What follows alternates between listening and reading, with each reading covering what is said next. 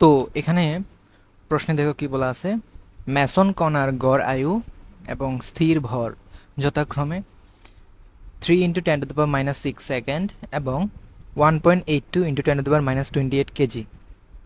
এরা পৃথিবী পৃষ্ঠ হতে 4 কিলোমিটার উপরে আপতিত হওয়ার পর 0.98 সি বেগে পৃথিবীর দিকে ধাবিত হয়।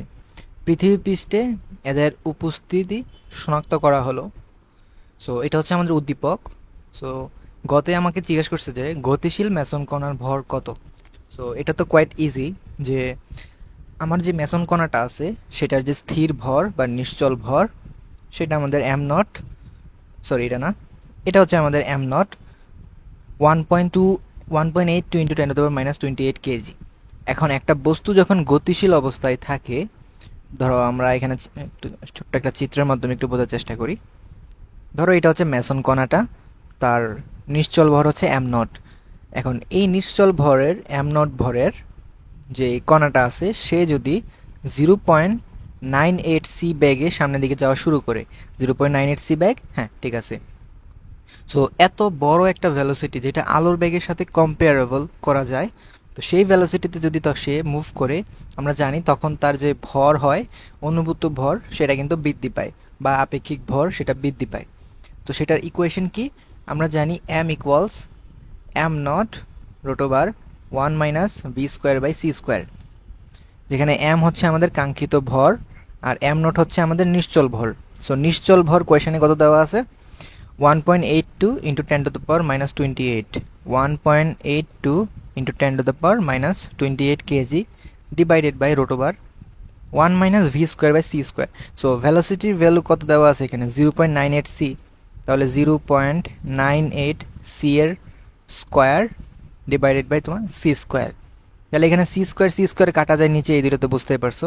সো এটা যদি ক্যালকুলেশন করো তাহলেই তুমি এখানে টোটাল ভর পেয়ে যাবে, যে কত ওই তোমার আমাদের যখন 0.98 সি ব্যাগে যখন ম্যাসন কণাটা মুভ করবে তখন তার ভর হবে 9.14 ইন্টু 10⁻28 কেজি। সো ক্লিয়ারলি দেখতেই তো পাইতেছো যে 9.14 1.82 এর তুলনায় বেশি। তাহলে যখনই একটা ভরযুক্ত কোনো একটা বস্তু একটা আলোর ব্যাগের কাছাকাছি একটা ব্যাগে যাওয়া শুরু করবে, তখন তার যে ভর সেটা বৃদ্ধি পাবে। সো এটাই হচ্ছে আমাদের গতে যে জিনিসটা বের করতে বলছে সেটা। ঘতে বলছে যে পৃথিবী পৃষ্ঠে ম্যাসন কণার উপস্থিতির কারণ আপেক্ষিক তত্ত্বের আলোকে ব্যাখ্যা করো। সো এখানে আমাদের যে কোয়েশ্চেনটা সেটা দেখে আমরা কিভাবে বুঝবো, যে প্রমাণ করবো কিভাবে যে পৃথিবী পৃষ্ঠে তার যে উপস্থিতি শনাক্ত করা গেল, আমরা এটাকে নিশ্চিত হব কিভাবে যে শনাক্ত করা যে গেছে। এখানে আমরা চাইলে দুইটা কাজ করতে পারি শনাক্ত করার জন্য। একটা হচ্ছে অনেকটা এরকম, একটু খেয়াল করো, প্রথম লাইনে কিন্তু ম্যাসন কণার গড় আয়ু নামের একটা শব্দ আছে, এটার ভ্যালু দেওয়া আছে। সো গড় আয়ু কি, যেমন মানুষের যদি গড় আয়ু বলতাম যে মানুষের গড় আয়ু 70 বছর, এটা দিয়ে কী বোঝায়, যে স্বভাবত 70 বছর পরে ওই মানুষ ইন্তেকাল করবে। সো সিমিলারলি ম্যাসন কণার গড় আয়ু বলতে কী বোঝাইতেছে, যে ম্যাসন কণার গড় আয়ু 3 × 10⁻6 সেকেন্ড। এটা যদি আমি একটু নোট করি, 3 × 10⁻6 সেকেন্ড, এটা হচ্ছে তোমার গড় আয়ু, বা টি হাফ তো লেখা যাবে না, এটা কারণ টি হাফ তো চর্ধায়ু। সো টি টি লিখলাম লাইফ টাইম। সো তার গড় আয়ু 3 × 10⁻6। তাহলে এটাই এক্সপেক্টেড যে সে তৈরি হওয়ার পরে 3 × 10⁻6 সেকেন্ডের ভিতরেই সে কী হয়ে যাবে, ভ্যানিশ হয়ে যাবে। তাহলে আমরা এখন যদি একটা জিনিস বের করতে চাই, যে সে যেহেতু পৃথিবী পৃষ্ঠ থেকে আপতিত হওয়ার আগে, ওই যে আপতিত হওয়ার পর মানে সে যখন জেনারেট হওয়ার সময় পৃথিবী পৃষ্ঠ থেকে সে 4 কিলোমিটার উপরে ছিল। সো কেউ যদি পৃথিবী পৃষ্ঠে তাকে পাইতে হয়, ধরো এটা হচ্ছে পৃথিবীর পৃষ্ঠ, সো এটা থেকে 4 কিলোমিটার দূরে, এটা হচ্ছে আমাদের 4 কিলোমিটার। এই 4 কিলোমিটার দূরত্ব, এটা ধরো আমাদের L0 যদি চিন্তা করি, এই 4 কিলোমিটার দূরত্ব এই ম্যাসন কণা 0.98 সি ভেলোসিটিতে সামনের দিকে কিন্তু আগাইতেছিল।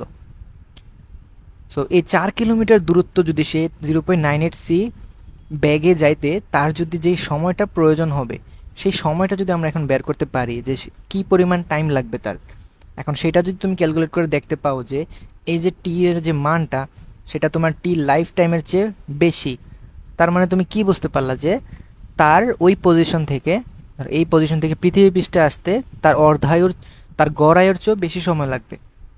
সো তার গড় আয়ুর চেয়ে বেশি সময় লাগা মানে কি, সে গড় আয়ু কমপ্লিট হইলে তো সে ভ্যানিশ হয়ে যাবে, তার মানে তখন আর পৃথিবী পৃষ্ঠে তাকে পাওয়া যাবে না। কিন্তু যদি এমন হয় আমার যে পাওয়া যে রেজাল্টটা সেটা টি লাইফ টাইমের চেয়ে ছোটো হয়, তার মানে কি তার লাইফ টাইম কমপ্লিট হওয়ার পূর্বেই সেই পৃথিবী পৃষ্ঠে পৌঁছে গেছে। সো তখন তো ক্লিয়ারলি তুমি এই জিনিসটা বলতে পারবা যে তাকে পৃথিবী পৃষ্ঠে তুমি খুঁজে পাইছো। সো আমরা এখানে তাহলে টি এর মানটাই বের করতে হবে যে টি এর মানটা কত। সো এটা কিভাবে আমরা চাইলে বের করতে পারি? সো এটা বের করার একটা সহজ পদ্ধতি হচ্ছে আমাদের এখানে আপেক্ষিক তথ্য ইউজ করতে হবে, এতটুকু তো আমরা শিওর বুঝতে পারছি। এখন আপেক্ষিক তথ্য ইউজ করার জন্য এখানে আমাদের দুইটা কোয়ান্টিটি আছে, একটা হচ্ছে আমাদের দৈর্ঘ্য এল নট, অথবা আমাদের এখানে টি লাইফ টাইম। এই দুইটার ভিতরে যে কোনো একটার ভিতরে আমরা আপেক্ষিক তথ্য ইউজ করতে পারবো, কারণ অ্যাট এ টাইম যে কোনো দুইটার ভিতরে ইউজ করা যাবে না, কারণ এল এবং টি এর ভিতরে তোমার ডিরেক্ট সম্পর্ক আছে, সমানুপাতিক সম্পর্ক। তুমি যদি চিন্তা করো যে দৈর্ঘ্য ইকুয়ালস ভেলোসিটি ইন্টু টাইম, তো এটা তো সমানুপাতিক সম্পর্ক, এল is proportional to T. So at a time তুমি যে কোনো একটার ভিতরে তোমার আপেক্ষিক তত্ত্ব ইউজ করতে পারবা, হয় তুমি দৈর্ঘ্যের আপেক্ষিকতা ইউজ করবা অথবা তোমার সময়ের আপেক্ষিকতা ইউজ করবা। সো দৈর্ঘ্যের আপেক্ষিকতা যদি ইউজ করো সেটা এই জিনিসটা মেন করবে, সেটা সে যে 4 কিলোমিটার উপরে ছিল এখানে তো সে জেনারেট হয়েছে, তার মানে এটা হচ্ছে নিশ্চল ভর। তাহলে এই যে 4 কিলোমিটার যে এল নটের যে ভ্যালুটা, সেটা তোমার অবশ্যই কি দৈর্ঘ্য, এটা হচ্ছে তোমার নিশ্চল দৈর্ঘ্যটা। এখন যখন সে 0.98 সি ভ্যালোসিটিতে মুভ করা শুরু করবে, তাহলে সে কি এই দূরত্বটাকে 4 কিলোমিটারই দেখবে? অবশ্যই না। আমরা জানি যখন একটা বস্তু কোনো একটা দৈর্ঘ্য বরাবর যায় একটা আলোর বেগের কাছাকাছি বেগ নিয়ে, তখন সে তার যে দৈর্ঘ্যটা সেটাকে ছোট দেখে, তাহলে পরিবর্তিত দৈর্ঘ্য সে দেখবে তখন। সো আমরা যদি সেই পরিবর্তিত দৈর্ঘ্যটা বের করার চেষ্টা করি, সেটার ইকুয়েশন হচ্ছে এরকম, L equals L naught 1 minus V square by C square. So L naught তো হচ্ছে তোমার 4 kilometre into 1 minus 0.98 C whole square divided by তোমার সি স্কোয়ার। সো এই পুরো জিনিসটা যদি ক্যালকুলেট করো তোমার দেখবা রেজাল্ট আসতেছে প্রায় 796 মিটার প্রায়।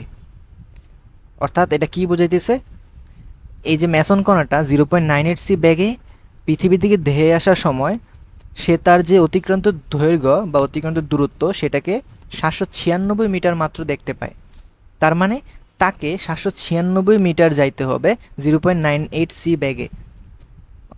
তো এল দূরত্ব যাইতে 0.98 সি ব্যাগ যদি তার প্রয়োজন হয়, তাহলে এই ক্ষেত্রে তার কি পরিমাণ সময় লাগবে সেটা কীভাবে বের করব?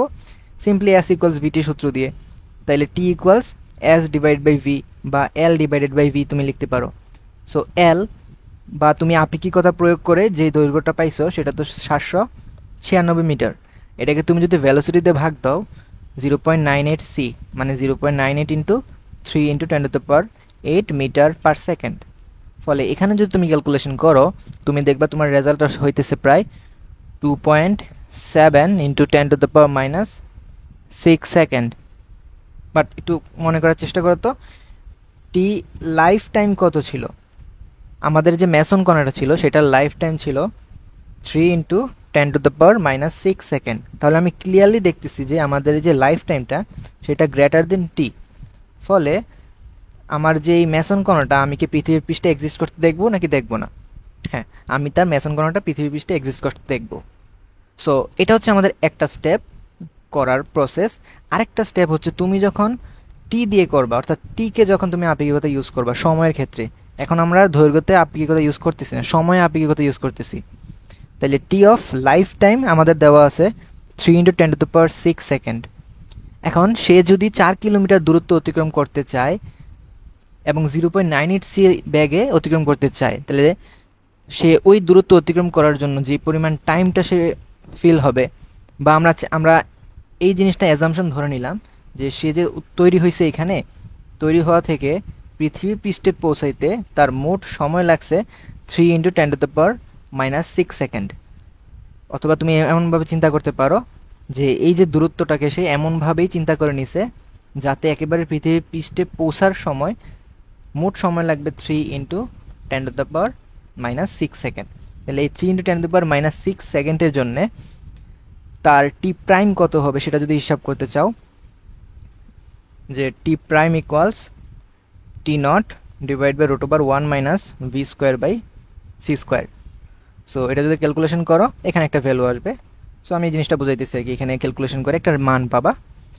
তারপর সেই যে টি প্রাইমটা পাবা, সে অ্যাকচুয়ালি সে যখন এই গতিপথ এই যে পথটা অতিক্রম করার চেষ্টা করবে, তখন তার 3 × 10⁻⁻6 সেকেন্ড সময়, যদিও বাহ্যিকভাবে সে এতটুকু ফিল করবে, কিন্তু প্রকৃতপক্ষে সে কতটুকু টাইম লাগাবে, টি প্রাইম পরিমাণ সময় লাগাবে।